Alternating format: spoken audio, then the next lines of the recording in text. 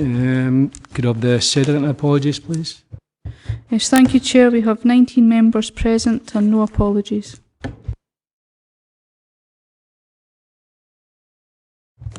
Okay, moving on to item 2. Sorry, Ivor. Chair, it's with regard to declarations of interest. Should have been an asked. Just moving on to that. Yeah. Just when you said it was item 2, that's it was the fact I've possibly been remiss and not asked the question before I came in. With regard to item 9, Glenmuckloch, there is a funding request there. I sit in the planning committee and there's a planning application to come in it later. Do I need to declare an interest and leave the room?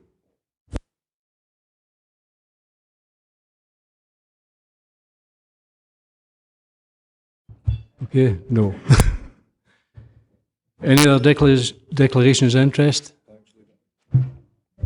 Thanks, Leader. Declare an interest insofar as my membership of the Board of Swestrans is concerned, but unless the conversation or discussions go on to specifics about Swestrans, I intend remaining in the room.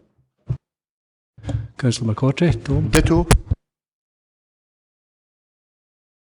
Peter?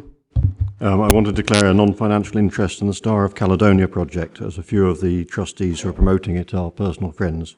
I've sought governance advice, and should this project be discussed, I would exclude myself. Okay, any others? Councillor Geddes? Thanks, Leader. Item 4, substitute member of Swestrans. Again, we want it noticed, sir, but it would not be an impediment to me considering any item involving the organisation. Councillor McGregor? I have a familiar interest in the project, the Star of Caledonia project, so I think I should probably declare an interest in that as well. Jim? Yep. Also a substitute member of Swestrans. I don't feel it would preclude me from participating in discussion, though. Okay, no more? Okay, if we can move on to item 3, which is the minute of meeting the 21st January 2014. This is up for approval, and I'll move approval. A second.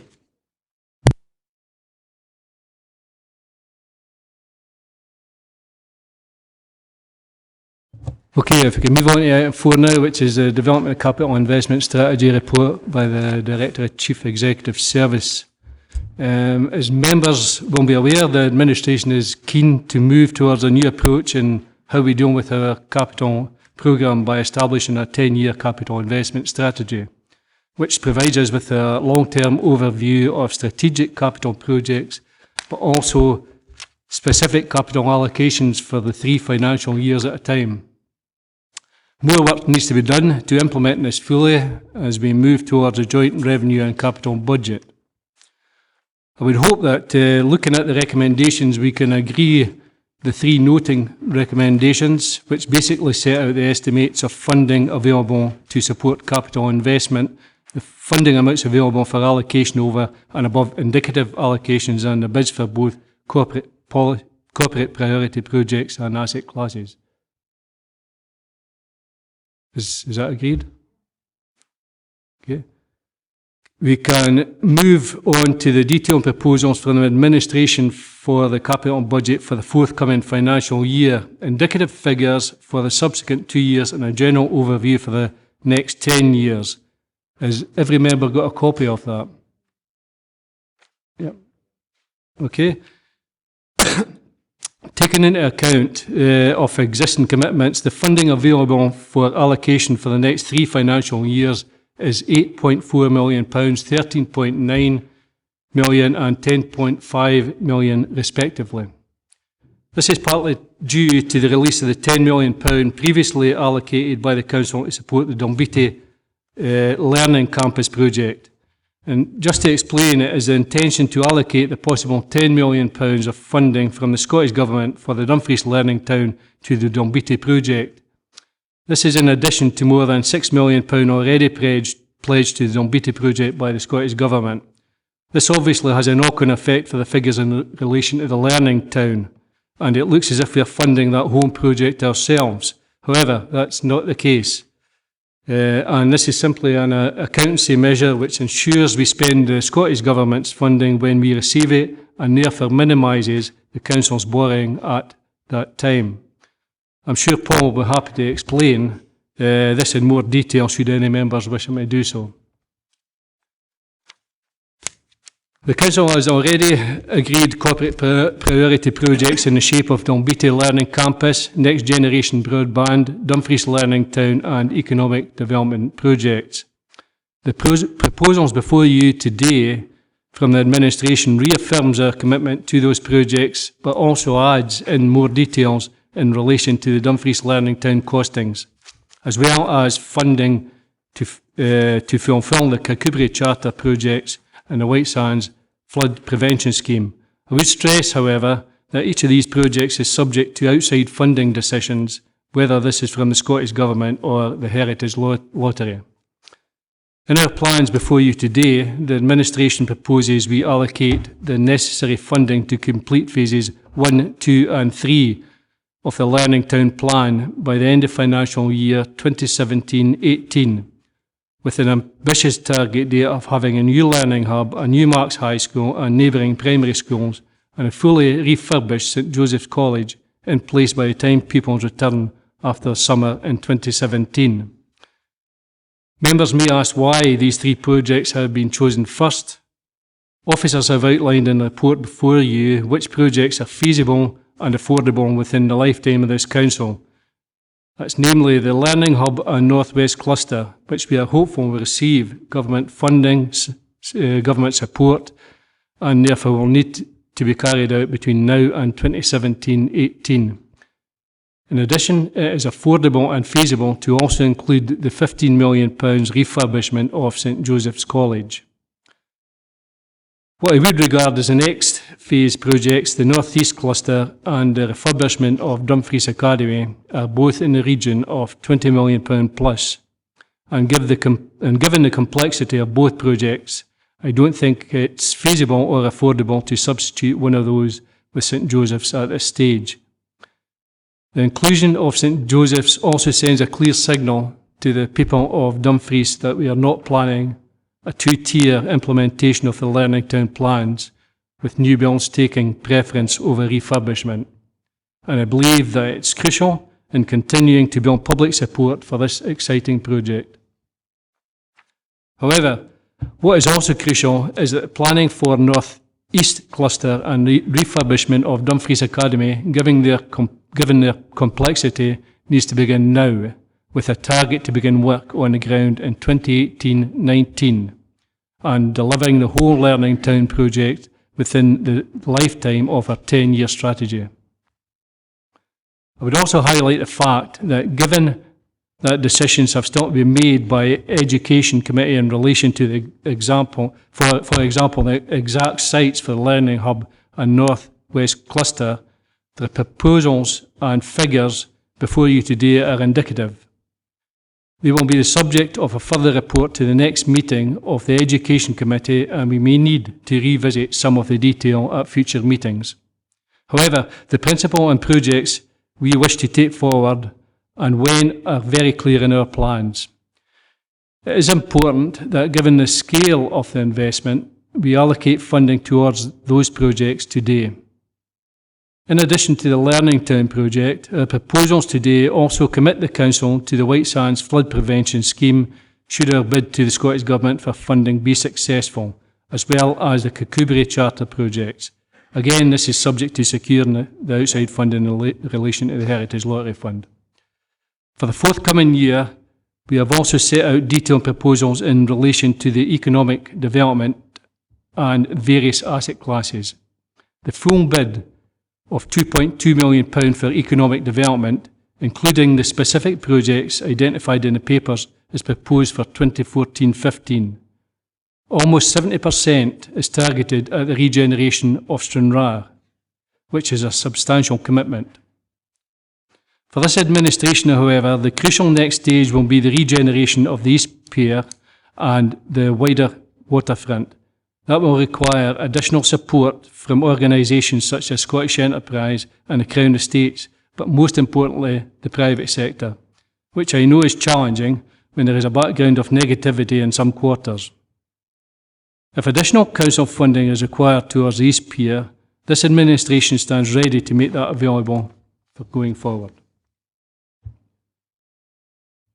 There has been a lot of media comment regarding one particular project, namely the Star of Caledonia, and false claims that this project is being considered today.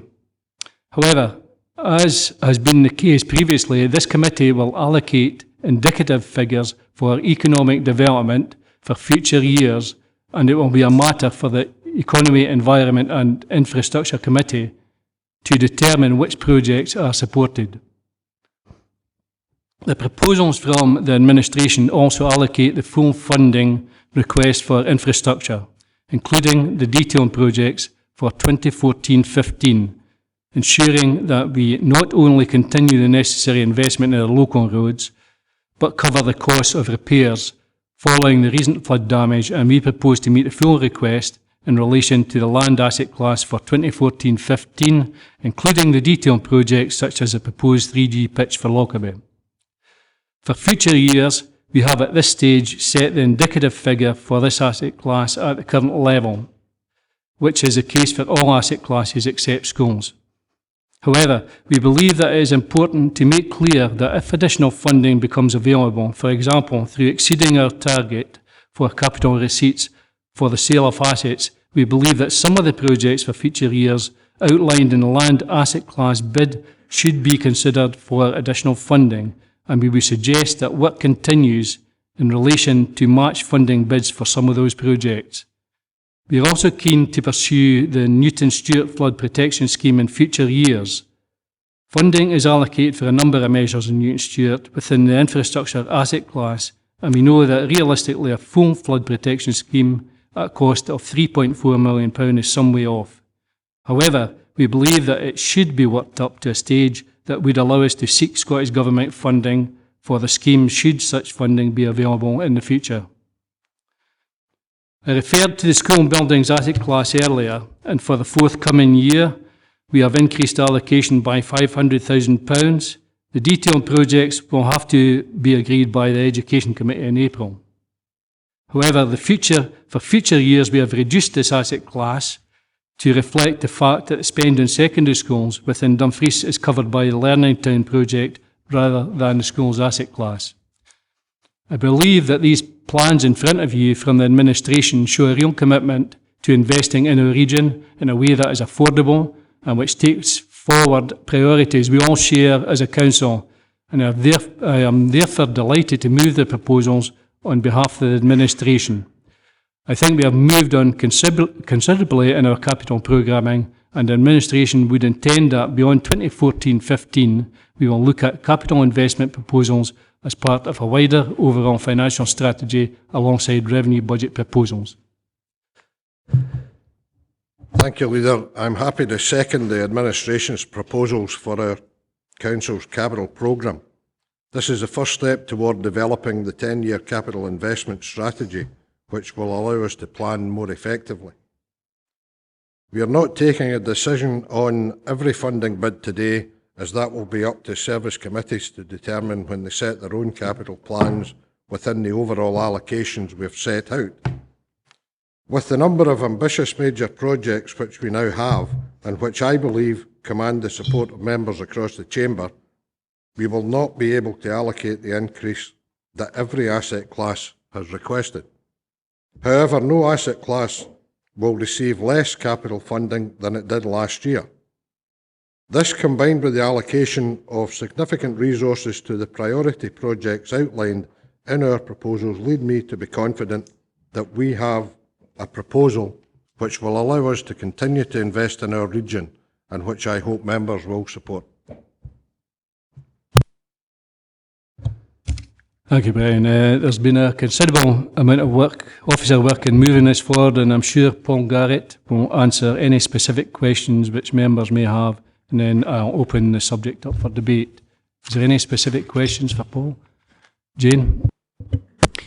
Leader, I just want to say thank you very much indeed. You've given a very fair and reasoned exposition of the proposal by the administration, and I think you probably addressed lots of issues that we will have raised with you.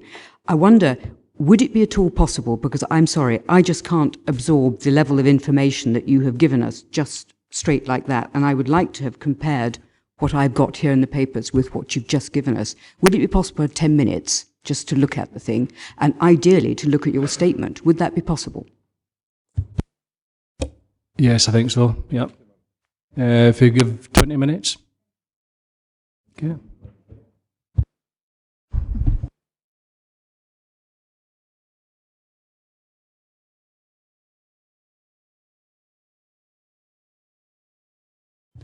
Okay, that's everybody back now, so if he's had a chance to have a look at it. And is there any questions or clarification from Paul at first? That's where we left off. Ian? Thanks, Leader.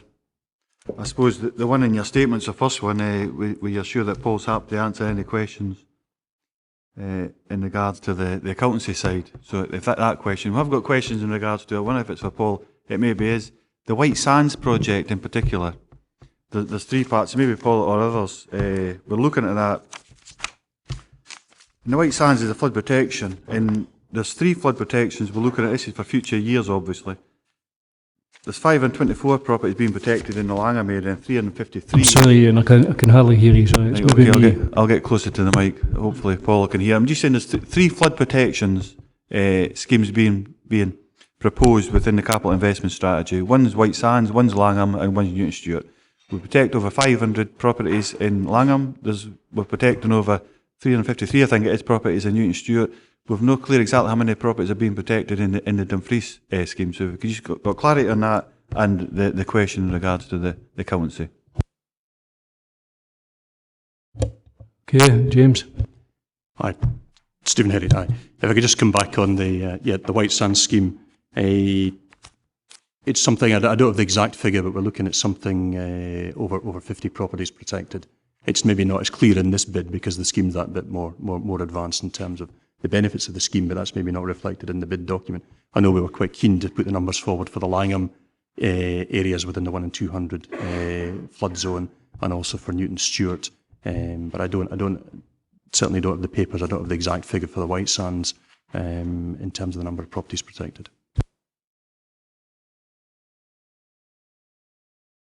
Just if I could have later regarding the council, there'll be the £10 million moving over and coming back, I think, please. Paul? Yes, can I be asked members to refer to the Appendix 4 to the reports on pages 85 and 86 of the paper. That really tries to set out the approach with regard to both the Learning Town and the Dalbeattie Learning Campus. It refers to what we're calling the group funding approach. Effectively, we're expecting to get, we've had a confirmed award of over £6 million for the Dalbeattie project. We are currently looking at anticipating an award in the region of £10 to £11 million in relation to the Dumfries Learning Town proposals, although obviously that's subject to further Scottish Government consideration.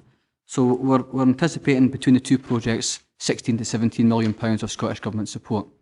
What we're saying here in terms of developing the investment strategy is that full £16 to £17 million can be applied upfront initially to support the Dalbeattie project. One, that allows us to improve our cash flow to get the money used initially, and it also helps simplify the approach to both the Dumfries scheme and the Dalbeattie scheme. The approach as reflected in the paper is that the full £16 to £17 million is reflected against Dalbeattie, so that brings down the council's required capital funding contribution to just over £4 million for that project. But it means that the £10 or £11 million of that award relates to Dumfries. It's not there remaining for the Dumfries project, so the council has to fund that in full. Okay, but as I say, I've tried to set that out in a bit of detail. Sorry, Paul, can I ask you to speak closer to the mic? I heard that okay though, Leader, just for your clarity. There was others that didn't. Do you want me to, happy to go through that again if that's helpful, Chair? Okay, yes. It's set out at Appendix 4 on pages 85 and 86 of your papers. There's a linkage between the Dalbeattie Learning Campus project and Dumfries Learning Town project in terms of how we utilise the Scottish Government funding that's available for both projects. We've had a confirmed funding award of over £6 million for the Dalbeattie project.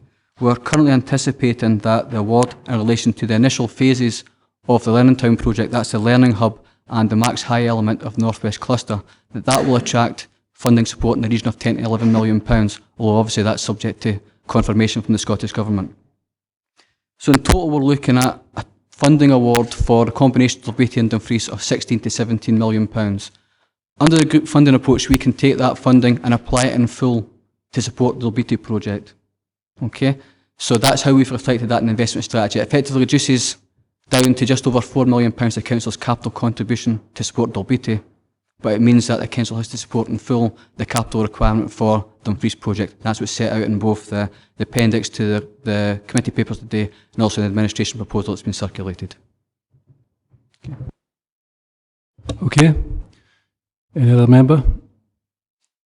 Ivor? I suppose it's a slight follow-up on that one. Position B, if we don't get the 10 or 11 million, just what would be the fallback if that happened? The impact there would be to increase the required council capital contribution on the Dalbeattie project by the level of the shortfall against the anticipated Dumfries award. It wouldn't affect the progress of the Dalbeattie project at all, just the timing of the release of council funding support for that project. But obviously we would need to come back and reconsider the details of the Dumfries Learning Town project based on that revised funding award. And that's something we're expecting to get, hopefully in April or the start of May. We're expecting to get that Scottish Government confirmation at that stage. You want back in? It was on a slightly different thing. Within your speech earlier on, you said that you were looking at if there was additional capital receipts, etc., that might be able to pull some projects forward. They would be subject to going for additional funding bids. Is there anything that we should be doing today to give confidence to funders that we would be looking at certain areas to actually prioritise? Just today to say, well, this is an area that we would look, so that when the funding bid went in, the funders maybe look more favourably on that application.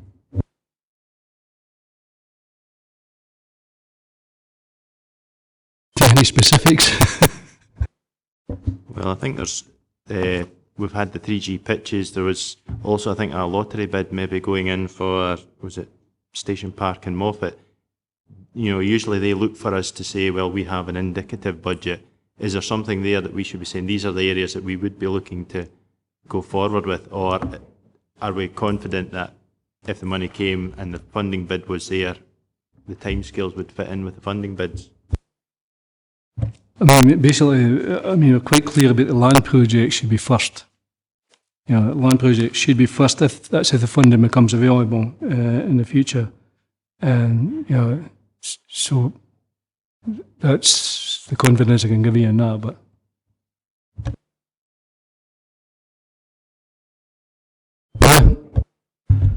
thanks, Chair. And I note your comments in terms of the economic development, the 2.2, and indeed the commitment you've given to the Stranraer waterfront, which includes the East Pier and what you refer to in your speech as the wider waterfront, Chair.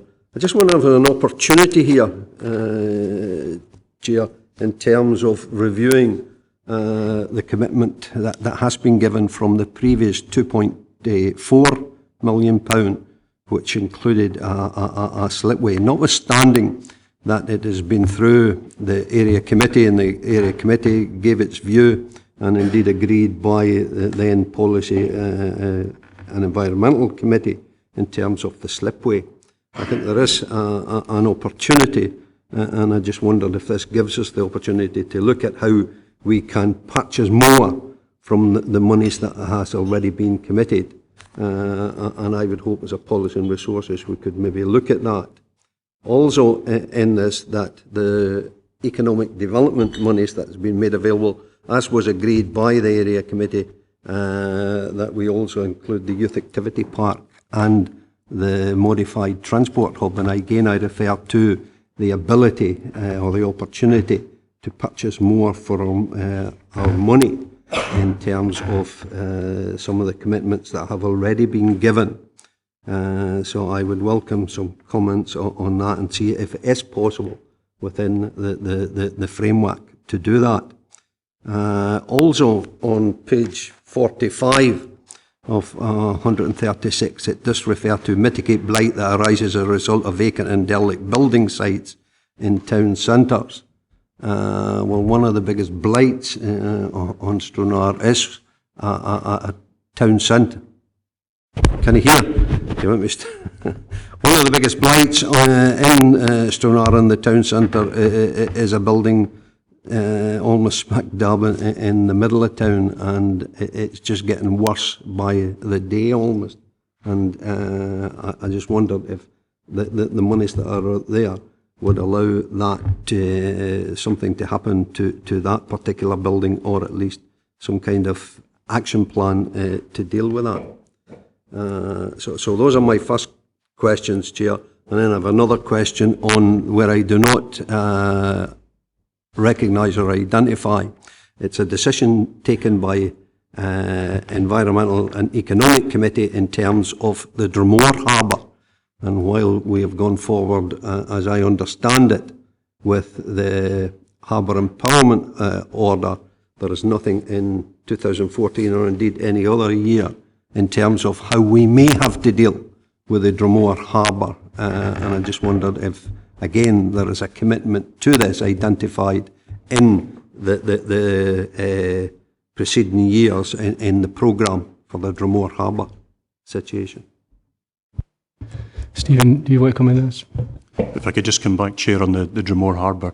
There is an Environment, Economy and Infrastructure Committee decision to move forward with the acquisition of that harbour, or resolving the position and move forward with a harbour revision order.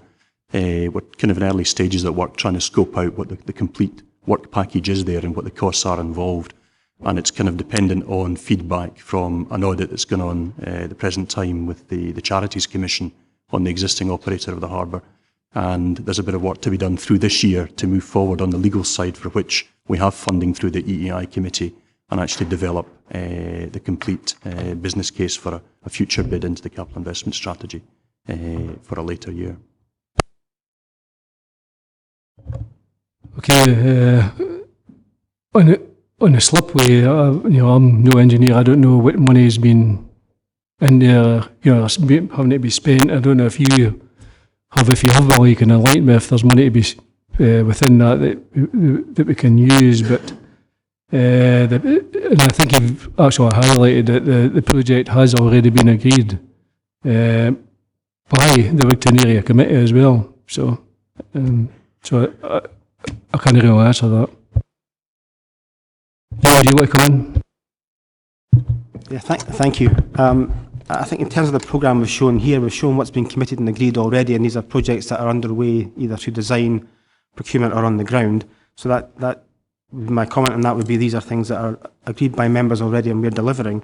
In terms of the future projects that you referenced, Councillor Scobie, the transport interchange is absolutely something which will come forward as part of the redevelopment of the East Pier. And our hope would be that wouldn't be council funded, that would be funded through developer contributions as a result of the whole redevelopment. And the line that you see for Agnew Park facilities, that's where we incorporated the youth activity aspects that came out of area committee. So that's definitely in there as part of the future bid.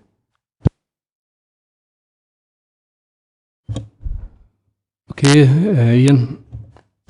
Thanks, Leader. It's in regards to your commitments, not against these, because obviously the proposals here are quite substantial, but any slippage we look to put towards land, which is fair enough, I agree with that, but when you look just above that, we have got infrastructure, and there's a gaping hole in our roads infrastructure.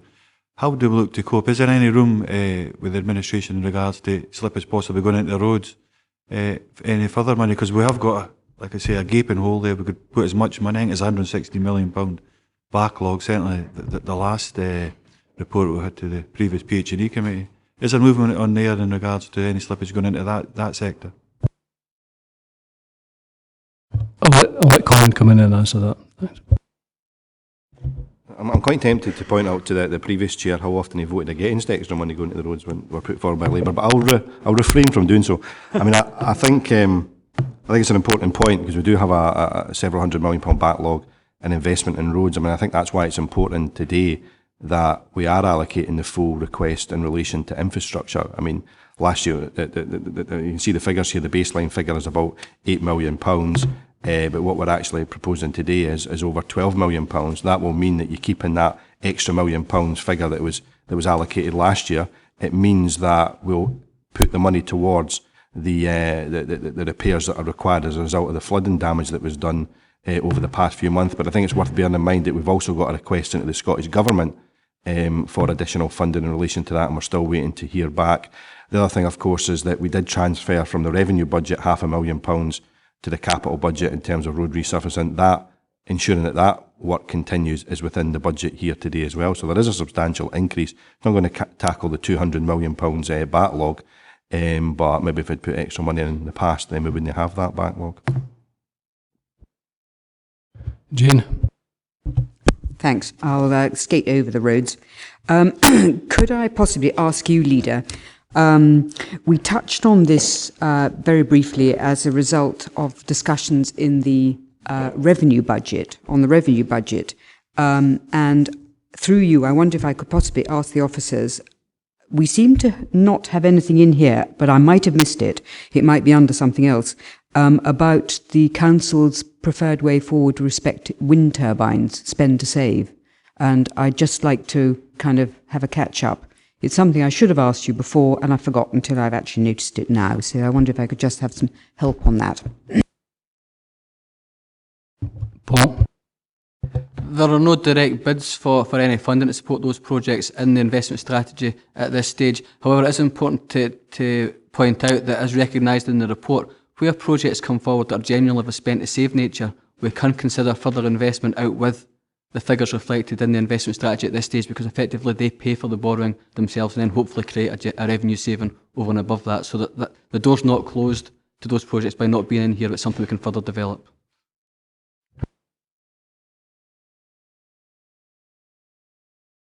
Yeah, John.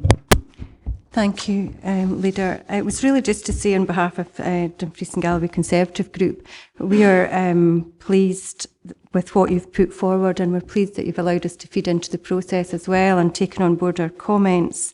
And for that reason, we would be happy to support what's in front of us today. Thank you for that. Jim?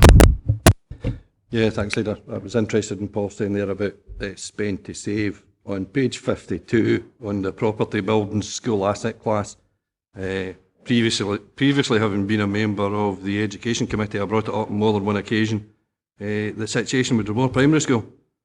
It now looks as if we're going to be spending $738,000 over the next 2 financial years to re-roof and envelope, which I take it means cladding the building. One of the last education committees where I was at, it was admitted that we are in this situation of patching patches. If we're spending $737,000, chances are we're going to be going back in a couple of years and spending even more. Is that not a spend to save option there to replace Dromore Primary School?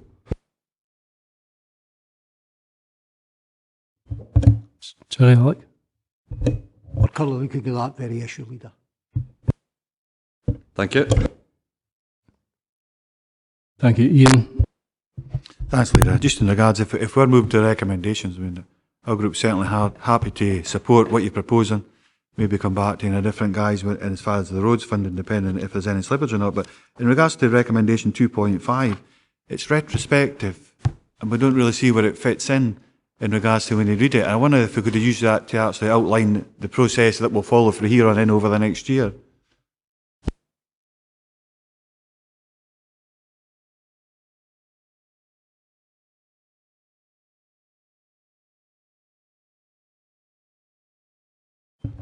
Alec? In terms of the recommendations, 2.5 was in specifically to make sure members are aware that upon first reading of the report that support would be provided to them to develop their proposals. But I think certainly in terms of, I take it the statement from today's part of the record of today's decision which will also support how we take forward the process in terms of the combination between the capital programme and the revenue budget going forward. So I think that's fully covered there. I think we also have the leaders' meetings as well, on that basis. So, I mean, we can have discussions regarding that. Okay. Fine with that, Leader. I thought it was, like I said, I didn't get back till later on, so I didn't have to pick up in the papers till the weekend. By that time, we certainly got support. Paul gave us support on Monday. Appreciate that. It was good support as well, but it left us kind of on the back foot, so I was more interested in how we move forward from here, but happy with the way you have been inclusive. Okay, can we agree? Is there agree the motion? Agree the recommendations? Okay. Agreed. Thanks. Thank you.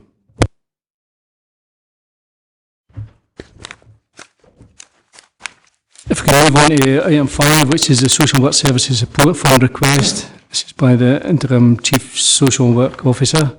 This is a report that follows upon a decision taken by Social Work Services Committee in February. It sets out the detailed proposals for use of the Social Work Support Fund.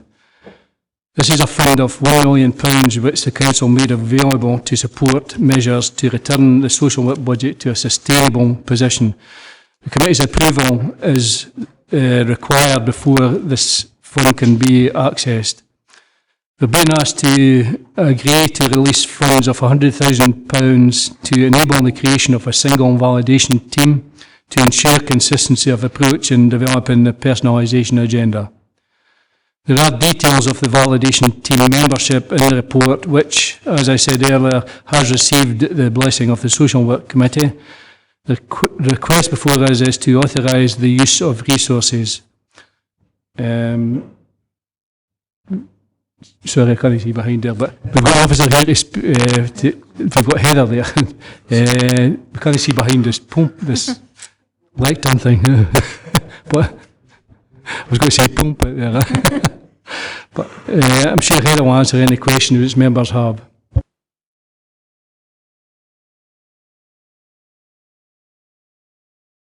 Either. Chair, it was just to move the recommendations. I think this is something we need to allow so that personalisation, etc., can be pushed forward at a quicker rate. Okay, Jane. I'm just interested, because I'm afraid I missed the Social Work Services Committee at the time. Where is this team to be located? Is it a virtual team, so it's spread across the areas? Because I know that that's the idea in the future, it should be locality-based. Heather? Initially, we would want the team centralised into Dumfries, and that's really about making sure that we set in place the parameters around control, and that we're really clear about the processes and the systems. So because it's a short-term team, we think that's doable in terms of bringing them together in one place with one leader. When we then look to, following the evaluation, and we look to whether or not it can be put out to localities, then obviously we'd want it to be locality-based if that was at all possible. But even at that point, if we did feel that we needed to maintain some level of centrality to it, we would still consider some of those staff being out in the locality, possibly managed from a central place. So initially, we would clearly want it all in one place. William? Yeah, Chair, I think it's essential that we have to move forward. The Act comes in April 2013, as reported to the Social Work Committee. I have concerns in terms of 3.11.1 to that paragraph, and what it says within that is that it is an important control mechanism for packages of care provided to individuals, and it's undoubtedly the case that personalisation suits some people where it will not suit others. And it goes on to say, and indeed in reducing costs of some packages of care, it could, there's an inference there that it's going to reduce the high cost packages, where indeed it could have the opposite effect, where extra care is needed within that. So while I agree that it's essential we move forward, I think it's not on the basis that this is a cost-saving exercise. It's to reflect the level of care and need that's required, and indeed that people are able to purchase the services they require. So on supporting the paper, I hope that's recognised. heard you want to comment, but it's actually in here. It's both meets the needs of our service users and our requirements. So, else? No. Okay. Any other recommendations?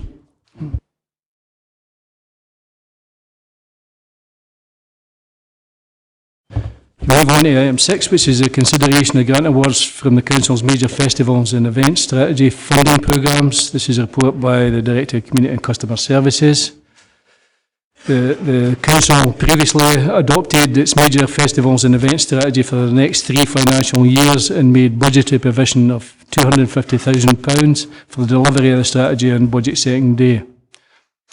This report sets out recommendations for award of grants to a number of major festivals and events across Dumfries and Galloway as set out in paragraph 3.16. We are also being asked to approve a 3-year funding package for the Big Burn Supper, which I think we all agree is now firmly in the major events calendar and is a major success, and also to guarantee 2-year funding for the Wigtown Festival Trust, Dumfries and Galloway Arts Festival and Spring Fling. I'll open the issue to members, and I'm sure that Richard will answer any questions.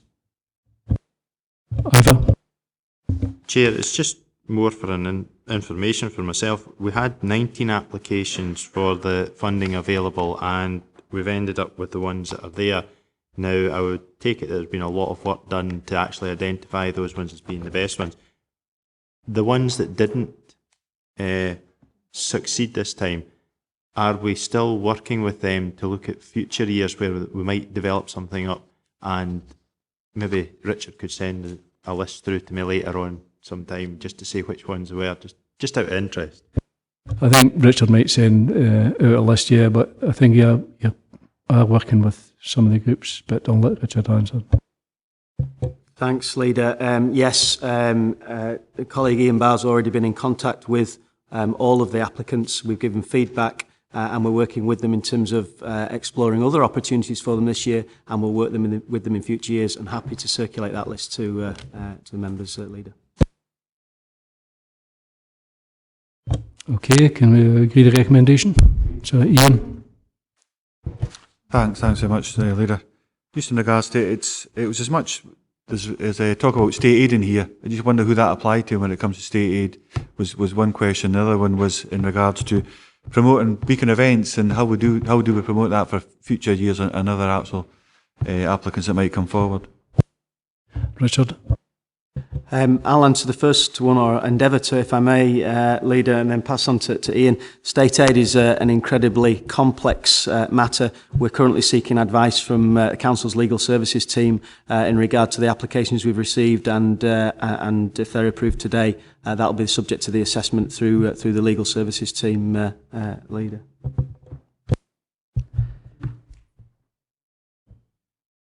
In terms of the working with beacon events, we have this rolling programme of investment in beacon events. So the Big Burn Supper will not only receive the £45,000 per annum funding for the next 3 years, but I'll act as lead officer to the event and coordinate all the council inputs to create as much value in kind to that festival and event to firmly entrench it on the national and international calendar. Also bring in colleagues in economic development to work with it in terms of the funding that we create to Visit Scotland and Destination Dumfries and Galloway, so that it's a priority for them to promote the Big Burn Supper. Ian? Yeah. Right, just in regards to Richard's answer, does that apply across the board? And Richard, is what you're saying, it's all applicants or rewards that are being made here, the state aid question? Yeah, each and every applicant that we've presented today will be the subject of discussion with legal colleagues to ensure that we comply with the state aid issue. Go on.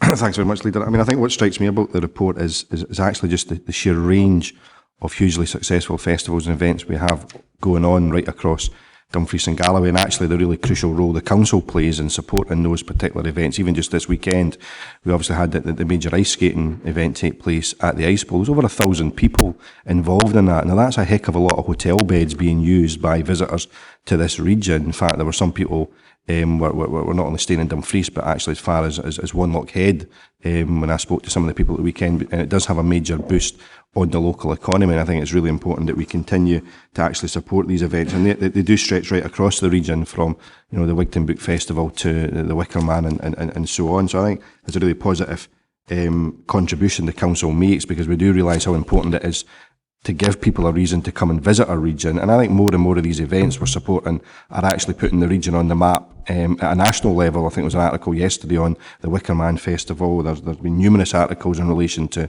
the previous ice hockey championships that we had, and we've obviously got the under-18s coming next month, and then senior curling the following month. So there's a really positive contribution this council makes to supporting these events, and I think long may it continue. And I think an important point as well is, although there'll be some winners and some losers in this application process, and we should place on record a thanks to the advisory team that obviously are putting forward these recommendations. I knew it was obviously difficult choices, but there are obviously other funding sources as well for those that maybe were unsuccessful in relation to area committee funding that they may wish to pursue as well. And I think that's an important message to get across. But I think just in general, there's a lot of incredibly good work taking place right across this region that really is putting Dumfries and Galloway on the map. Okay, can we agree the recommendations? Yep. Okay. Sorry, I agree entirely with what Colin's saying there, but it was in regards to future report, and I thought maybe somebody else might have brought it up. How do we see this coming back? Because it does have a positive effect. It is a good effect on the economy of Dumfries and Galloway. How do we see that being reported back? Is it to here, community customer service? Where does it go? Richard? Certainly very pleased to bring paper back to members in terms of the success of these events in advance of the next cycle of funding requests that come in. Okay, Alistair. Thanks very much, sir. Will that not be caught up anyway in the reporting, KPIs and performance management reporting? Yes, I think I'll go to CCS as well, but anyway. Okay, we have agreed the recommendations. Yeah. For taking on the item 7, which is the 5th review of local government electoral arrangements. This is a report by the Director Chief Executive Service. The Boundary Commission, as everyone will be aware, is reviewing electoral arrangements in local authorities and is consulting on the proposals to changes in council numbers. We as a council have already commented on this at the first stage of the consultation process and took the view there was no evidence to support there being fewer or more councillors within Dumfries and Galloway from 2017, which is when the outcome of the review will be implemented. The Commission have now intimated that, in their view, the optimum number of councillors for Dumfries and Galloway is 43, and we are being consulted on this. It's not clear why the Boundary Commission are suggesting this reduction. I've looked at their website, which says that when they are reviewing electoral arrangements, they are required to take account of the following factors, which are the interests of effective and convenient local government within each council. Each councillor should represent the same number of electors.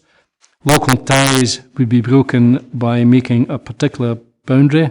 The desirability of fixing boundaries that are easily identifiable, and special geographical considerations that may need different treatment.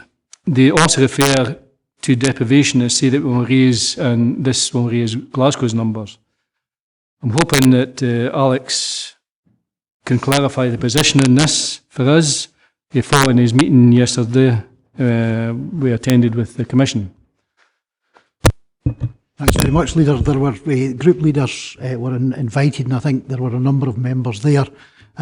We had the opportunity of speaking with the Deputy Commissioner and a member of staff from the Local Government Electoral Commission. Clearly what's coming across, and please don't shoot the messenger on this one, the Commission consulted in 2011 on the number of councillors. The responses which they received were that there should be no overall change in number of councillors. People were looking for a standard categorisation to determine councillor numbers in each local authority. There were previously 7 categories, and the Boundary Commission have reduced that to 5, and I got a copy of a handout yesterday and it's been given to members. I apologise, we only got a hard copy late yesterday afternoon from the Boundary Commission. But they have intimated that they're also looking to have a minimum number of councillor numbers and a maximum number of councillors within across authorities. They have advised us that Scottish ministers would find it hard to justify an overall increase in the total number of councillors across Scotland. As the leader said already, Dumfries and Galloway Council's response was that they could see no reason for changing the number from the current 47. What the Commission have come up with is they are saying that they determine there should be a minimum of 18 councillors and a maximum of 85 councillors in any single authority. Because of the changes they're proposing, they have imposed a 10% limit on the change in councillor numbers. They have categorised councils now not only on the basis of population distribution, which was the previous categorisation, but they have done it on the basis of population distribution and also deprivation, looking at the Scottish Index of Multiple Deprivation data. On that basis, they've come up with 5 categories of councillors, and members will see the 5 categories of councils in the handout. Dumfries and Galloway is in category 4, together with Aberdeenshire, Moray, and a number of others. What it has brought out is, in authorities such as Inverclyde and Glasgow, they're determining there should be more councillors. It's not hard to work out if there are to be more councillors in these 2 authorities and no change in the number of councillors across Scotland, somebody loses out. They've done a calculation based on the categories. I'm not going to go into the detailed calculation, but members can read that at their leisure. As a consequence of that, they have determined that Dumfries and Galloway's councillor numbers should be reduced from the current 47 to 43. If they had applied their categorisation definitely and not changed not determined there was to be a 10% maximum or minimum change, we would have actually gone down to 41 councillors. So what we're basically losing is 10% of the council numbers. They've asked councils to bring forward their views on this, and we have 2 months within which to do that. The views which were expressed by members yesterday were fairly strong, and I'm not going to try and interpret the members. Basically, the questions were being asked is, do we need to do a review? If we need to do a review, why are we changing things? Is no change not an option? And basically, while we understand what the law is, there are a number of fairly non-classified items which the Boundary Commission have taken upon themselves to impose here, and that's how they reached their conclusions, and there appeared to be no logic to some of our members as to why they had used, for example, deprivation in their calculations. For members' information, we are being asked to comment back, and I think members will want to comment back on the numbers. What I would say to you is you've got to appreciate, if the Commission determine that the number 43 is to apply to Dumfries and Galloway, the next stage in the game is for them to start designing wards within Dumfries and Galloway Council. They have said there will still only be 4 and 3 members' wards.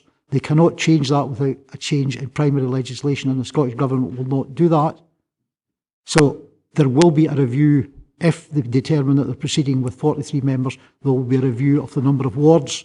And in designing wards, you've got to look at electoral parity, other special geographical circumstances, easily identifiable boundaries, the maintenance of local ties, and also potential changes in electorate over the following 5 years.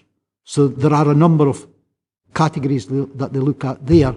One of the suggestions made yesterday was, if we do get to the stage of having 43, could we also look at deprivation as being one of the factors that you would apply in determining the wards, or at least the representation on wards. So I think, Leader, that's where we are. I'll leave it to the politicians to tell you what they thought of the meeting. Thank you.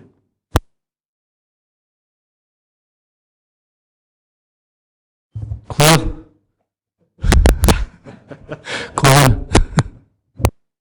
I think Alex summed it up exactly, and I think the starting point is that, the discussion we have today and the discussion we had yesterday went from a political point of view, because the reality is none of us know what the impact will be in any one political group of a reduction from 47 to 43. So we look at it from frankly, a principle point of view. And what struck me yesterday was the manner in which, frankly, the Boundary Commission are simply making it up as they go along and creating their own rules. Now, boundary reviews tend to come from two things. They come from changes, for example, in relation to population and electorate, and I think it's right that the Boundary Commission at any level do review boundaries, whether it's Parliament or local government, on a regular basis. That's set out in statute for them to do that.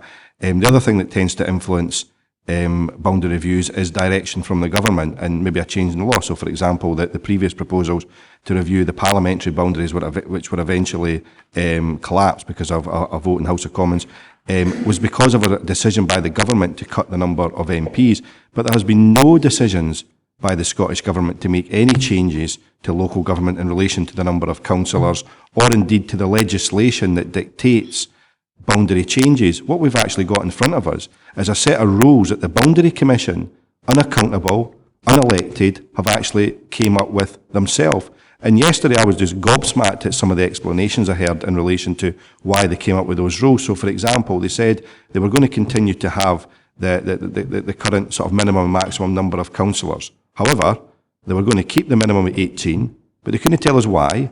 The figure 18 was simply a figure they'd had since the 1970s, so they were going to continue with it, and there was no explanation as to where that figure actually came from. And what that actually means is that in Clackmannanshire, you actually have a local authority that, I think when Rob made the point yesterday, you could drive across Clackmannanshire the same amount of times it takes him to drive across his individual ward, but you're going to have a local authority, because of the minimum of 18 councillors, has actually got significantly fewer electors per councillor than we have in Dumfries and Galloway, which is a vast geographical area, just because they've got a figure of 18 that, frankly, they're going to continue, but they don't know why. However, they are going to increase the maximum because, well, they don't know exactly why either, but they think that it's quite good to give some of the urban authorities a few more councillors. And there was a whole range of rules yesterday that, in my view, absolutely contradicted each other. There was the view that deprivation effectively has an impact on a councillor's workload. Now, we can debate that particular issue. I don't necessarily agree with that. I'm a lot of sympathy for the view that resources in terms of councillor support maybe should be focused in relation to deprivation, but I have no view that actually that's what increases a councillor's workload. I think whether you have council housing, for example, actually has a bigger impact than the issue of deprivation. But the contradiction was that they thought that the overall number of councillors per local authority should be influenced by deprivation, but when it actually comes to your individual ward, they can't really take into account deprivation. They've simply got to look at parity. So if you have an individual ward in Dumfries and Galloway with high levels of deprivation, they should actually have the same number of electors as an area with low levels of deprivation. Now, that to me is a complete contradiction to their view yesterday that they have to take into account deprivation. I could go through a whole lot of rules that they effectively, and they're in the handout here, simply are making up as they go along. And I think that there's a fundamental flaw in the way in which the Boundary Commission are effectively changing the rules. If the new rules they had, if they didn't build in that sort of maximum cut of 10%, what we would be facing is a reduction of 47 councillors to 41 if they simply followed the rules, but they've actually given us a view that they won't cut it by any more than 10%. So what that actually means is this next review will cut it by 10% from 47 to 43. There'll then be a further review in future years that's likely to reduce it from 43 to 41. Now, the difficulty that the public have at the moment is that they're still, frankly, getting used to the new multi-member ward system. They're still getting used to the new boundaries, and in many cases, people aren't used to the new boundaries. And here we have a Boundary Commission coming along, rewriting every single boundary right across Dumfries and Galloway.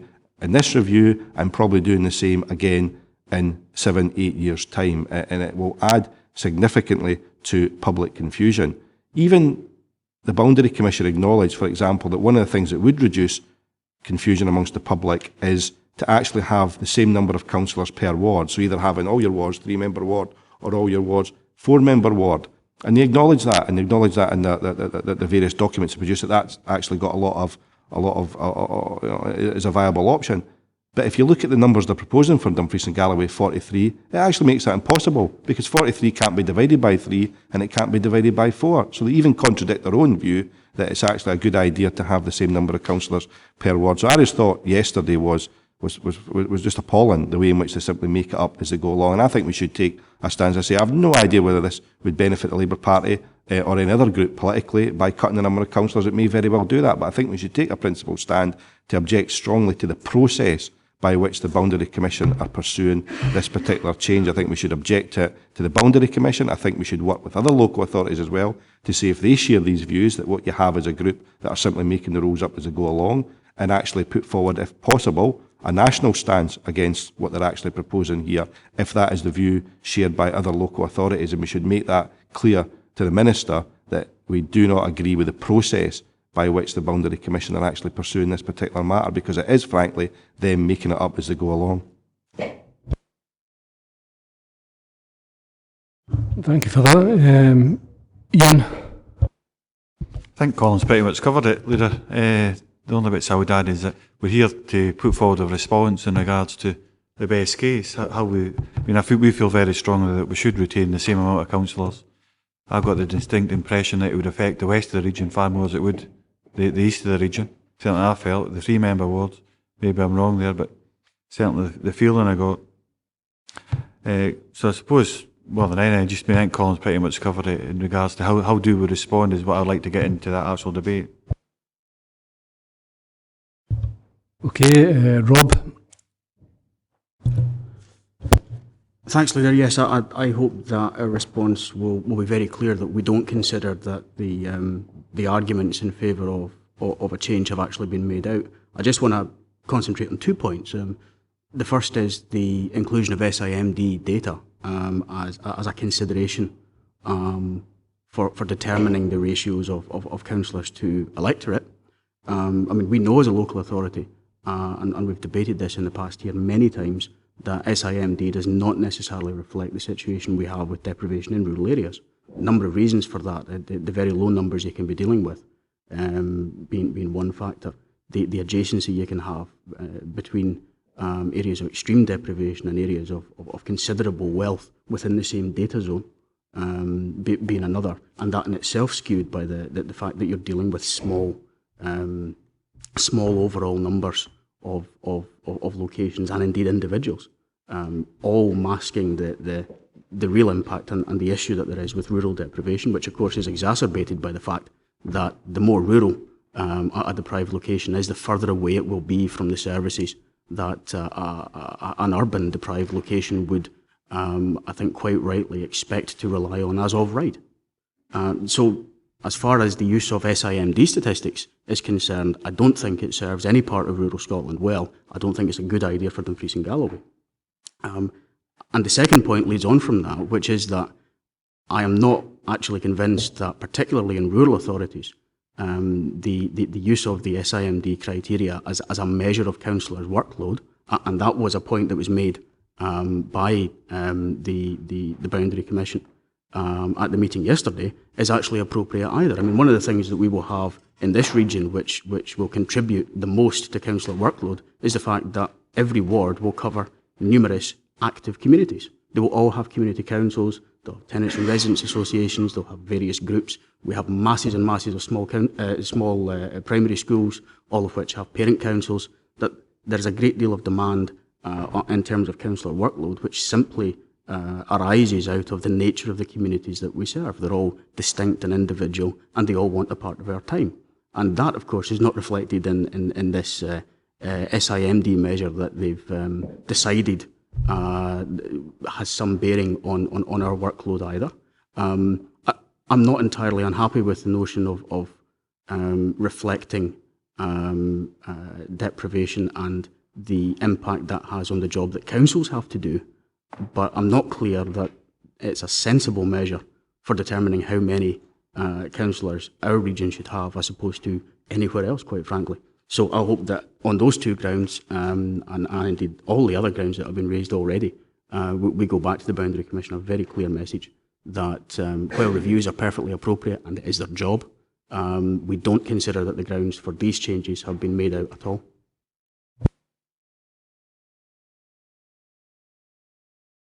Okay, Willie. Yeah, Chair, most has been said, and all I want to do is reinforce, indeed, what Colin said in terms of them, it appears they're making the rules up as they move forward. They've got no clear remit from the Scottish Government, other than it's got to review. And a review, I think as Patsy said yesterday, a review could be that things remain as they are, that they've reviewed and they could remain. In terms of what Rob's saying in deprivation, and it being a factor, then, you know, we've only got 2 areas under the 1991 census as recognised areas of deprivation. It does not reflect the deprivations or deprivation in a rural area, and that's been a long outstanding issue in terms of the application of urban aid against rural aid, and we fought that case way back in the 90s. So this idea that this is going to reflect the workload of a member or members within a multi-member ward really is ludicrous. I think it is a number crunching exercise again, and the example I gave yesterday in terms of 40 down to 43 members, you know, and you do your arithmetic, then that would be 11 wards or 10 at 4 and 1 at 3 on a 44, and the example I gave would be in the west, where you could divide that into the Rins and the Machars. But we've already had the issue in terms of natural boundaries in 2011, and I didn't think we got it right then. And here we're on to another move. So I think Colin had suggested, you know, if it is going that way, then perhaps the figure they should have looked at was 44. If it's parity that they're looking for, which I don't think they are, and indeed when you do your arithmetic, you're getting nowhere near to parity within the boundaries that could emerge. And even when you look at the page in terms of stages of review, it's going to do it in 2 parts. One is public consultation on the councillor numbers, and then go through that and then come back in terms of dividing the boundaries. To me, that they're immersed, that the public would want to know at the very beginning, not only in terms of the numbers, but where the boundaries come in.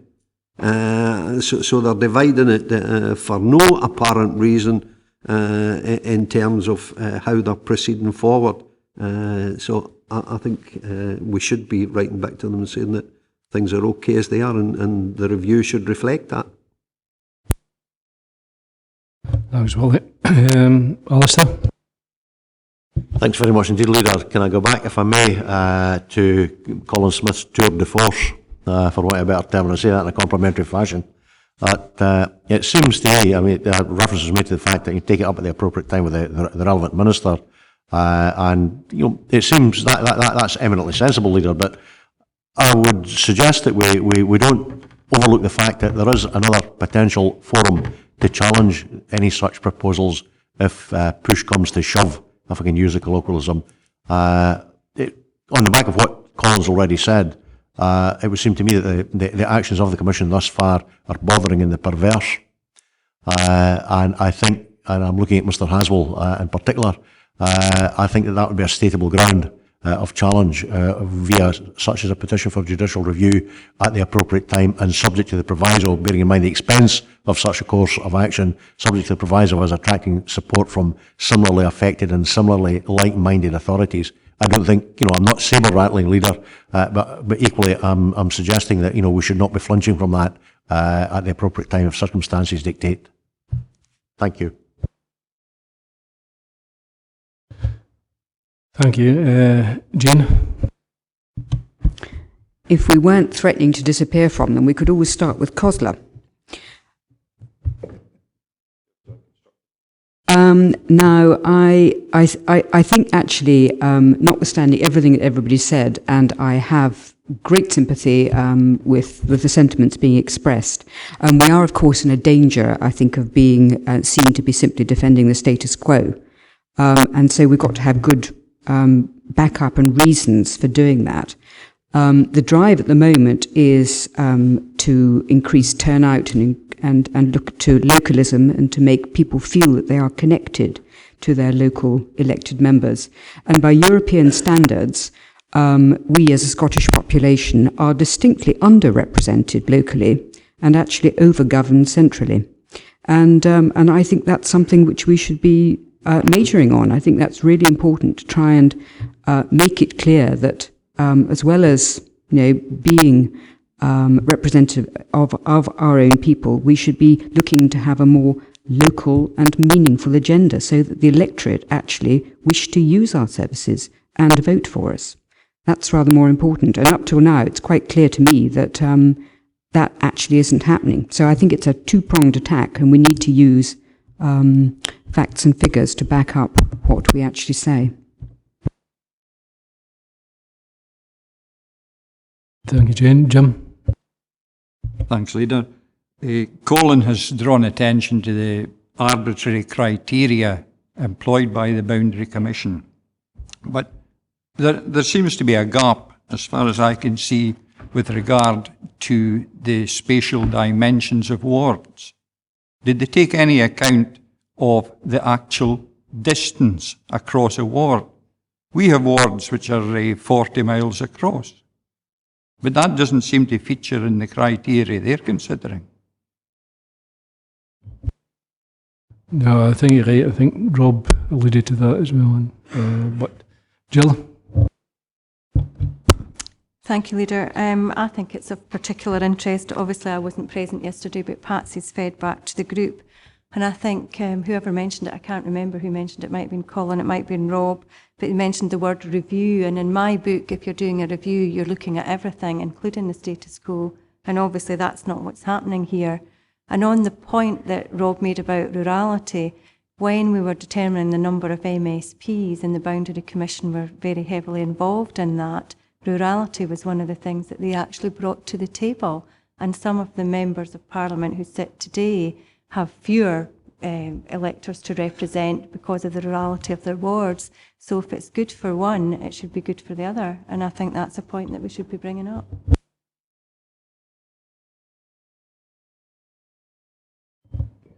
Okay, Tom? Thanks, Leader. I mean, I think most of it's been said, and I really think that along with the recommendations, we need to contact COSLA and perhaps contact some of our other local authorities. I mean, we might think we're bad here, but if you look at Highlands, whose wards are all considerably bigger than ours, they're going to lose 8 members, which means you're going to have some wards in Highlands are going to be the size of the whole of Dumfries and Galloway, basically. The Western Isles loses 3 councillors. Now, at the moment, councillors there, we can moan about no being able to catch a bus to go to Dalbeatty or whatever.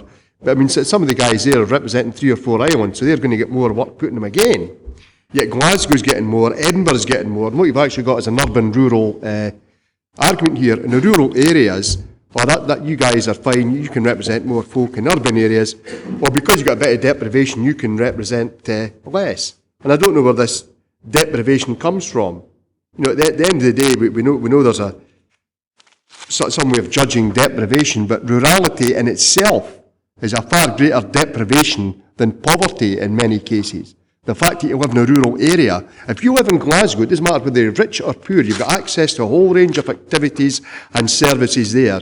If you stay in a remote part like Lead Hills, where you've got 1 bus service a week, that is being deprived, far more than living in the middle of a city. If you're unemployed in a rural area, you're far worse off than being unemployed in a city. And I think it's the rural urban argument. I really think we've got to engage with COSLA and we've got to engage with other rural authorities as well. Ronnie? Thanks, Chair. We're only 7 years into the multi-member ward, and it hardly, as Colin said, it's hardly bedded in. Still confusion out there, and I'm sure all members will get phone calls. Are you my councillor? That's an issue. When the multi-member ward was being promoted, it was quite clearly stated, don't see this as a full-time job. If we're going to reduce the councillors, and a lot of us know the workload we've got, especially those that have got employment as well, it's hard to balance the two. So I don't know if there was any mention yesterday about the fact that the multi-member ward is not even 10 years old yet, which it would be at the next election. And I was elected, there was 73 councillors, because you had one member per ward. The multi-member ward, I don't know if that was discussed yesterday. The other thing is, what value is this lending to local democracy? We're getting further and further away from the people we represent. As somebody who was lucky enough to have 2 wards in Annan, when it was a single-member ward, people knew you were a councillor. You could build up a proper relationship. But when you've got these huge things, and I know some councillors work harder than others, I put myself in that category, that not as hard as others. But the serious point is, what value is this lending to local democracy? And I don't see it in the papers that I've printed off and the papers that were supplied today. So the 2 issues I'm asking, maybe those that was there present, was the multi-member ward issues addressed? Because that's a big thing for me. There's a whole section of how a multi-member ward should work, and this then flies in the face of it, I think. I think Gavin wants to come in multi-ward. Yes, the members clearly stated the fact that multi-member wards are only bedding in, and it still causes confusion. That point was clearly made. The Deputy Chair from the Boundary Commission made it very clear the government has no intention of re-looking at the multi-member ward system. So therefore, there are to be no recommendations or consideration coming forward from the Commission around it. I think the second issue which you related to in democracy, I think that one of the key flaws in the process is that the Deputy Commissioner did agree that the criteria were ad hoc. Those words were used by him. In fact, there was no consultation on those criteria. I think that before this review is kicked off and the public found out that we're going to lose ward representation, there should have been a consultation on criteria where we could have put forward spatial criteria in an informed way that would have avoided. And also, we could have done some research into what does fill a member's entry. Because actually, the assumption that it is deprivation, there was no evidence. It's just the fact that we use it for other things and brought forward. So I think that part of our summation should be there is time to start again with better criteria if they wish to take it. Because if you look at the time scale, it's for implementation 2 years hence. So there is time to redo that. So I think we could legitimately argue for that proper consultation upon relevant criteria that relates to an effective elected member. And then we could go back out. But I think the strongest message that came yesterday, Leader, was there is no case being made for change. You know, we're still embedding a brand new system in, but no one is, and he admitted that no one's actually said the system wasn't working. So this appears to be a case that we have a review that must come up with recommendations, rather than is there a need for any form of review? And that question, the Deputy Commissioner said, was not one they considered. They would consider the status quo after they'd made their recommendations. Which, you know, I think again, we could put a very coherent case argument around the points, but I mean, I'd have to say it was very robust from our members, but actually the admission that the criteria are indeed ad hoc and not part of the legislation was quite a revealing one at the start of the meeting. Thank you. Ivor. Yeah, I think most of what's needing to be said has been said. I think the fact of the matter is the process as well that Councillor Scobie brought up is of concern, whereby the fact you're going out to the public to say, do you want less councillors? Well, I can give you the answer to that now. Then when it comes to the fact, right, you've got less councillors, here's the wards. Well, we didn't belong in there and we don't belong in. The two should have been together because it does make a big difference. And I think Councillor Scobie made a good point there. It will be seen a wee bit as us turkeys voting for Christmas if we would approve this. I think we should be looking to make sure that we don't. We need to be closer to our public. The public, some see us, some don't. They don't know who their councillor is, and that is the one thing that keeps coming back over and over again. Because is it you or is it the other ward? And when the boundaries are there, it hasn't been made. So I think the words that Colin used earlier and other members used earlier to actually say we need to look at this again before this goes out, and we should be putting a robust response into that to say we feel that what we have here is working well enough just now and there's no reason for a review. Thanks very much for that, Ivor. I think we've given this a good shot. There's been a good number of very good arguments. There's been words about the argument that has been made by the Boundary Commission. In fact, they're making it up as they go along. I think it was one of the phrases that Colin used. And one of the things is we don't agree with the process, and a few times it came back, and I think we should look at maybe a national stance in this as well. When we make a robust, local meaning from facts and figures, there's causal aspect of it, there's potential legal challenges that could be made as well, and end up, whether that's done through the 32 councils or not, or the rural councils, that may be something that we may wish to flag up in a response as a potential outcome from the Commission's findings. But, so if we can try and, how many sheets have you got there? Yeah, if only I can read my own handwriting, that'll be the biggest challenge. I'll just summarise the points that I've taken down. That essentially we're not making this a party political issue because no one knows what impact on any political party this is going to have. We're not clear about the rules or the motivations for the review. The rules seem to be made in a vacuum at the moment. Some reliance on historical, for instance, the minimum number, and there's no objective reasoning coming through for that. Inconsistencies even with deprivation itself, in that it's been taken into account in assessing the impact on councillor workload, but not on an individual ward. We've got notes about the public still getting used to the new boundaries and the multi-member wards, and therefore this will just add to public confusion. Whilst there may be merit in having the same numbers of members in each ward and some logic to that, it's clearly acknowledged that even the numbers proposals that are coming forward would make that in itself impossible. We agree that we should put together a national, we should put together a view to the Minister concerned in this, and that we should also work together with other authorities, whether that be through cause law or an approach to other authorities direct, to see if they are like-minded in opposing the review. We acknowledge that the impact on the West may in fact be more than the East, but we don't particularly have any evidence for this, but we want to know, have they assessed geographical impact? We want to challenge in itself the SMID data, since it does not reflect rural deprivation terribly well. Deprivation in itself is not a sensible measure for deciding numbers of councillors. We want to emphasise that a review should also mean that the status quo in itself is considered. That does not appear to have been an option. We think it would be a good idea if the public knew at the same time the numbers and boundaries that were being proposed, so they could assess the information together.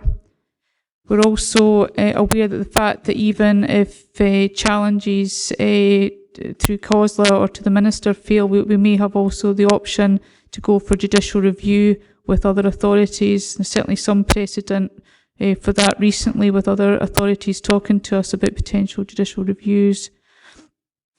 I think at one point is the one that in comparison with other European and I think Scandinavian countries in particular, that we are underrepresented locally but overgoverned centrally, and we also want the electorate to engage in this process. No account taken of geography and distances involved, and we should learn the lessons from the boundary changes for MSPs.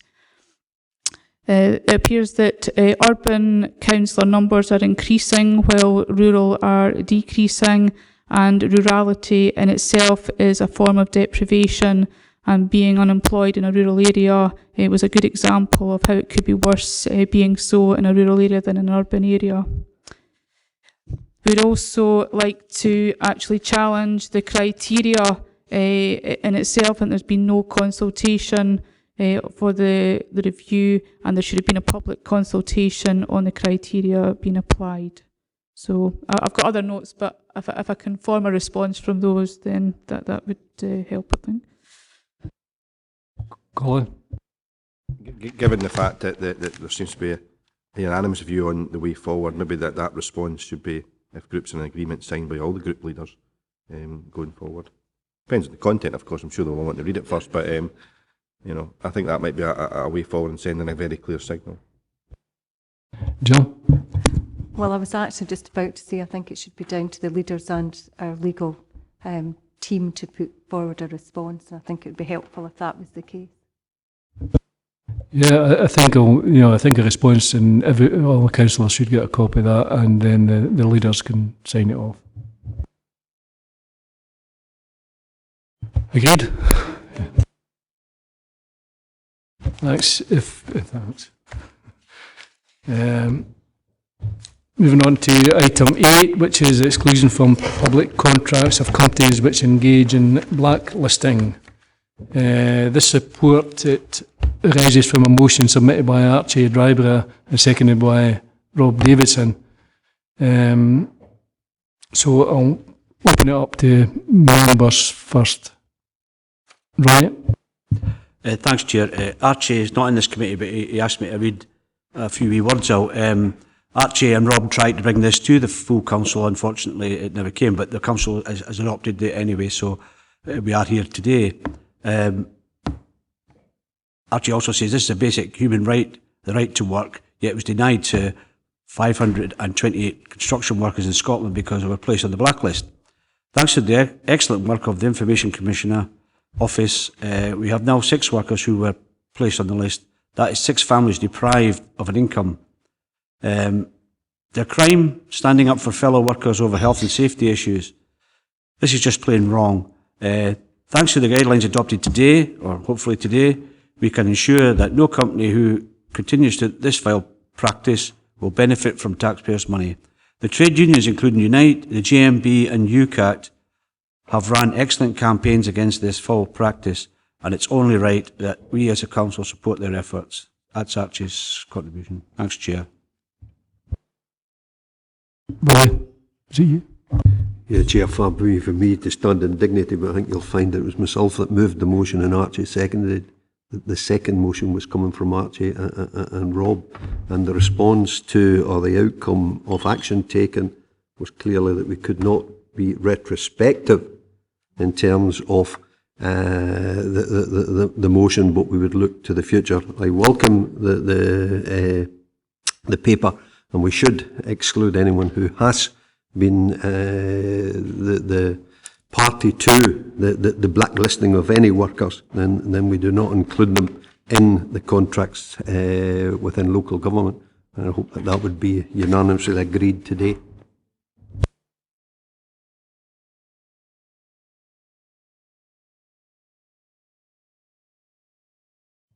John, did you want in?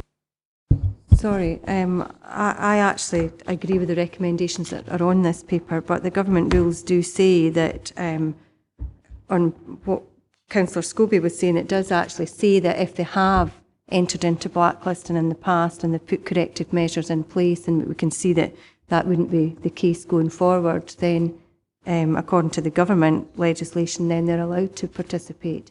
And I would be happy to agree the recommendations as they stand on the paper. Okay, no one. Alistair?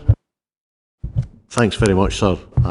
Just that it is a shameful episode. It's more akin to the Stasi in the former East German Republic, but rather than having any place in the United Kingdom. Just before we go to the recommendations, sir, can I suggest perhaps that we, in relation to Annex B, it's your new contract clause. The last sentence says, breach of this clause is a material default which shall entitle the purchaser to terminate the contract with immediate effect. Can we perhaps consider, Leader, putting in some additional wording there, and to seek damages or other appropriate remedies as a consequence of so doing? Just get the message home that, you know, not only do we find this repugnant, but, you know, you're spelling out that it's not merely an issue of of termination. You're looking for redress. I like to come. I think I understand what Councillor Geddes is saying. I would be loath to encourage members to go beyond what is covered by regulations. This has been looked at by Scottish Government lawyers and the procurement team and the state aid teams have brought forward, and they've suggested this clause. We can certainly check that for Councillor Geddes and come back to him, but I think I'd be loath to suggest that in an open meeting members determine a change to a contract clause which is based on legislation. I'm not saying that Councillor Geddes does not have a point. I'm merely putting in a word of caution. Okay, Alistair. Grateful to you, Leader, for allowing me back. I hear the reference to Scottish Government lawyers. Mr Hazel and I both know an extremely good counsel, QC, whose opinion I at least would value more highly than most, and perhaps without spending money unnecessarily, Leader, it might be worth a brief focused memorial for the gentleman's opinion. We can arrange that, sir. That's what I was intending to do anyway, was to take advice. Okay, we're quite happy with that, taking advice.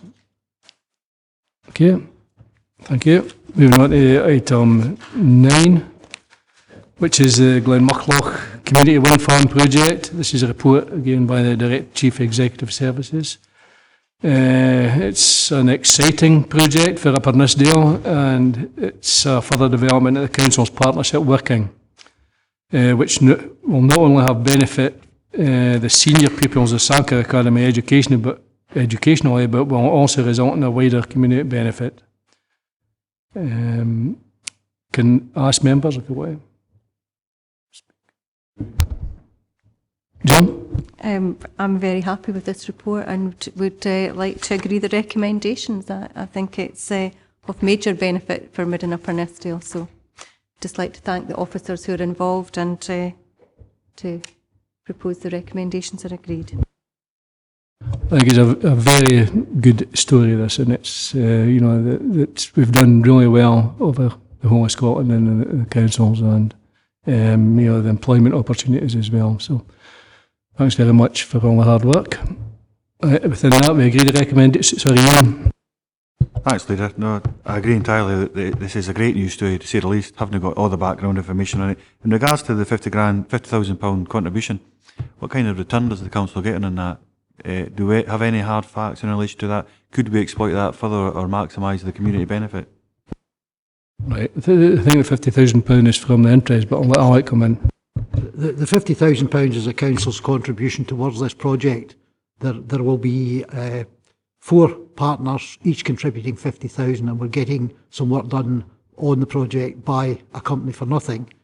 Basically, the £50,000 will not come back to the council. It will be used by the pupils of Sankar Academy on this project to use for community benefit in Sankar and Kirkconnell, in particular Kellohome.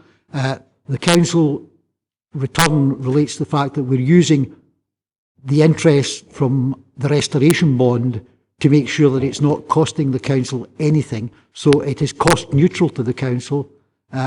We will be coming back with other issues in relation to this, Leader, as you're aware. Okay, can we agree the recommendations?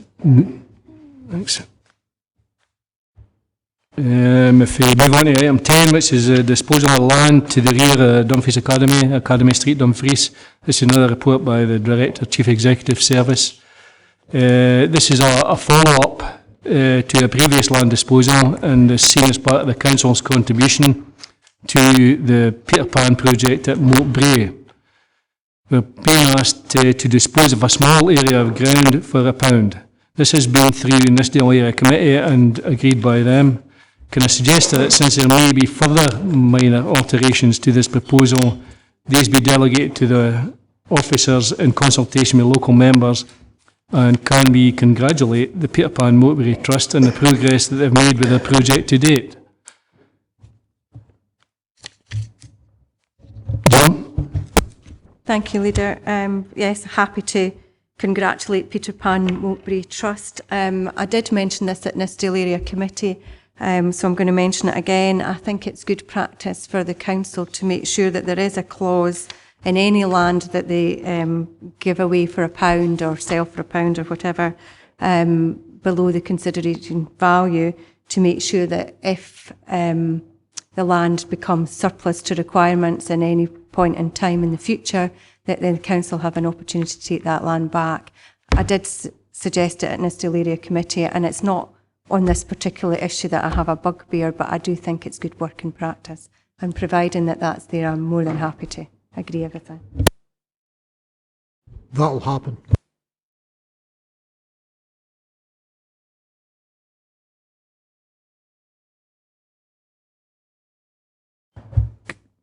There might be some problems within that. I think there's a standard clause within the council contract, but it's, whether the heritage lottery funding aspect of it might be put in some kind of jeopardy, but I'm quite sure that the officers will make sure the relevant clause is in to protect the council. I'm happy with that. Okay, thanks very much. So can we give the recommendations?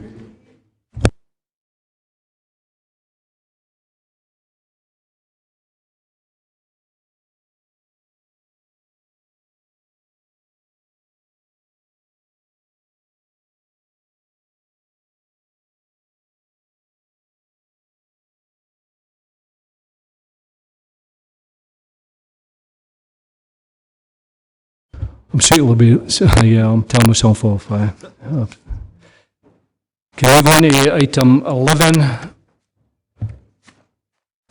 which is the introduction of childcare vouchers.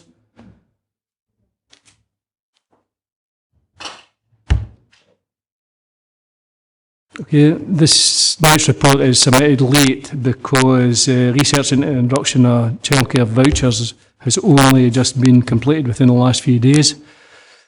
We do need a decision regarding the introduction of the scheme to allow a running time for the government scheme, which is due to be introduced in the autumn of 2015. Therefore prepared to take this late report because we require a decision to progress matters. The Council is committed to supporting our workforce and reducing the barriers to employment during these tough economic times and in the face of rising living costs. This report provides members with a final opportunity to introduce a childcare voucher scheme to provide choice for our hard-working staff, demonstrating our investment to support our staff, recognising their loyalty and motivation in these tough times. Paul Clarkin is here to answer members' questions.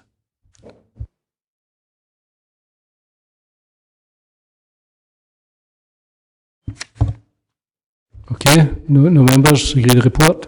Sorry, Ian. And I would certainly say absolutely agree with the report. I think this does help us not only retain good staff, but it helps us actually attract good staff as well. So totally behind it. Jane? Well, it slightly mystified me, to be honest, because I thought childcare gave us an opportunity to benefit the council on a much wider basis. I thought that you could, through salary sacrifice, it was possible to reduce our national insurance requirement. And so, I mean, I think this is only half the story, which is why I would suggest that I want a bit more information as to why this is suddenly flown in now. We've been considering this for about 3 or 4 years, so I don't really understand this. And and I'd like a bit more information. I'm sure if you're trying to get something in principle, then I have no difficulty agreeing it. But as I say, I think this is only half the story. And, are there any sort of implications with respect to what we do in the future? I'm just a little bit surprised to have it in here with only a bit of the information. Okay, I'll bring other members in and we'll sum up at the end. Alistair? Thanks very much indeed, Leader. I must say that I agree entirely with Councillor Maitland in that regard. In conceptual terms, sir, I'm totally supportive of what we're endeavouring to do. But I would like to think that we should be looking at making this as wide-ranging and comprehensive a scheme as possible and to implement it at the earliest possible moment in time. I am a bit concerned. I am a bit worried that, to quote Jane's words, this is, something akin to half a story. And I think it's absolutely imperative, Leader, that we get this clarified, and we get it clarified at the soonest possible extent to allow us to proceed as accords. So to that extent, sir, I would hope that that will be the feelings of the meeting today. I would also go further and suggest, in fact, that it might, without holding up the slightest, get a further report back, as it were, to the appropriate subcommittee, perhaps the review of schemes subcommittee, with a view to getting it pushed on in the back of that, and we can report back here at the appropriate time to just exactly what the outcome has been and how we've developed it and taken it forward. Tom? Just to support what Alistair said there, I think that we've got to get this one underway, because quite a number of employees have been asking about this over the last few years, and it's a benefit. It's not only a benefit to employees individually, but it's actually a benefit to the council, because the better you treat your workforce, the better productivity you get. And in many cases, it will be able to keep some of our workforce at work instead of them having to go off, particularly during maternity times or after maternity times. It keeps them at work and saves other folk having to cover up for their jobs. And again, as Jane pointed out, there will be savings there vis-a-vis the national insurance for the council. So there's things not contained in the report, but I agree with Alistair. We have got an ad hoc subcommittee sitting there looking at reviewing standing orders, schemes of delegation, etc. And I would recommend that it's remitted to them to go into this in more depth and bring forward a full report to an early meeting of the council.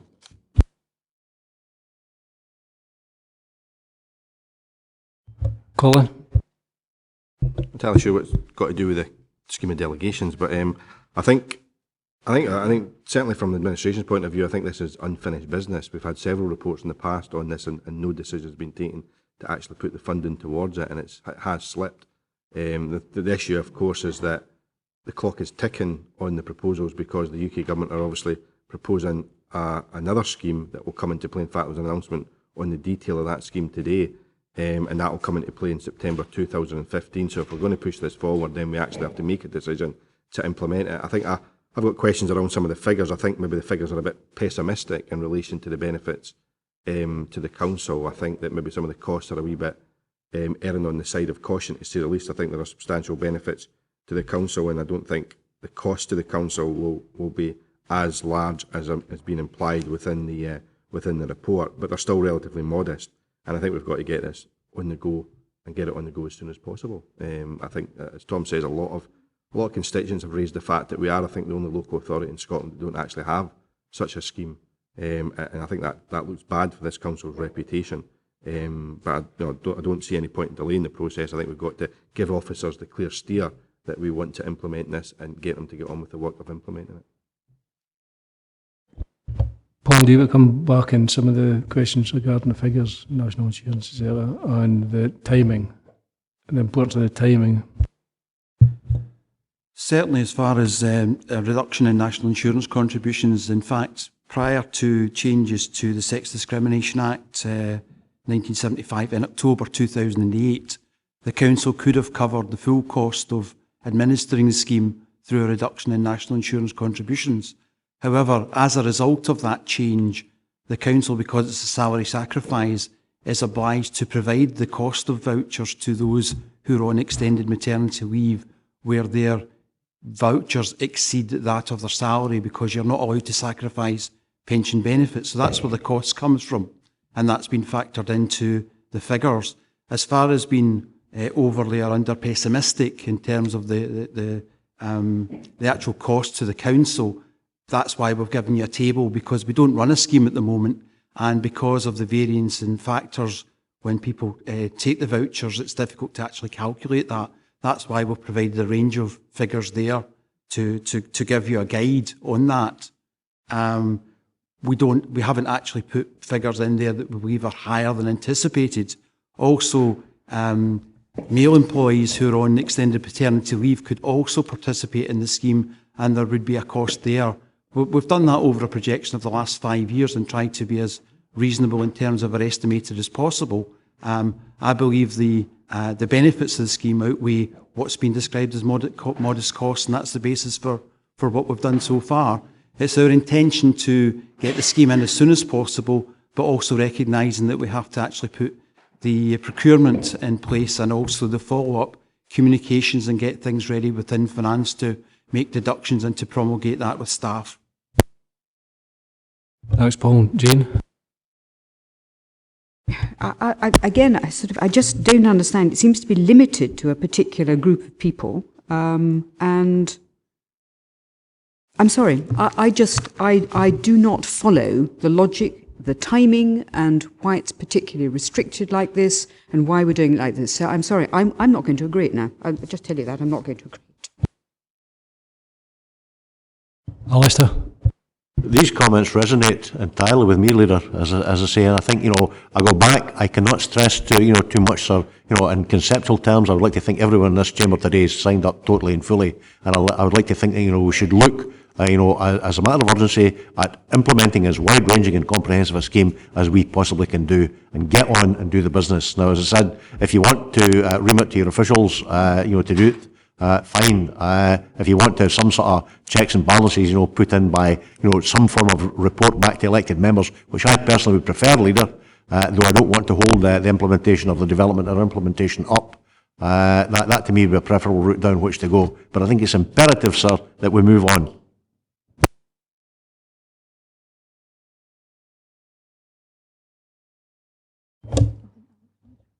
Alex? Leader, clearly there's some questions being postulated by members that we may not have total answers to today. There is a full council meeting towards the end of this month. Could I suggest that perhaps, rather than stop the thing completely, you agree that Paul visits groups, takes questions from individual members and provides answers, and we come back to the full council? Would that be of assistance, Leader? Okay, Alistair? Couldn't agree more with that, sir. Time is of the essence. Okay, members agree? Ivor? It's, as time goes on and the 2015 scheme comes in, can we reclaim that money against our scheme? Or is it going to be is there a benefit there that we could get back? Obviously, there was an announcement today from the Westminster Government that, in fact, the figures in paper have been superseded, that the scheme will now be open to everybody up to the age of 12, and also it will raise to £1,000, £2,000 can be claimed if it's a dual partnership. So therefore, the Westminster scheme will become more attractive, is significantly more attractive now, and in fact it would probably be foreseeable that most people, if they choose our scheme, at some point will transfer on to the Westminster scheme. That will be open. However, legally, the people can choose to remain with our scheme. So therefore, but our assumption is that the Westminster scheme is becoming so attractive that most people would look to transfer to that scheme at that time. However, even though it has been announced, it is somewhere in beyond the next election. So therefore, I think the sooner we have our own scheme that provides the options for the people to choose at that point, in relation to, because it's a proposal from the current Westminster Government, we can't see. So that's why it's important that we have our scheme in that would give choice and opportunity for transfer. But at that point, they will have the opportunity to stay with our scheme or transfer. They can't then come back if they transfer out. Okay, I'll be quite happy to, questions be asked to the officers and then bring back to full council for a final decision. Okay, great.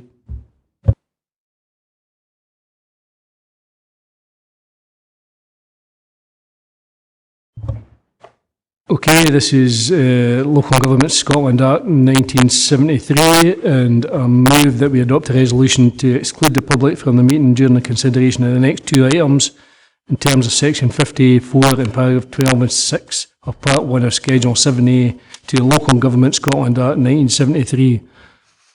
Memorised that myself.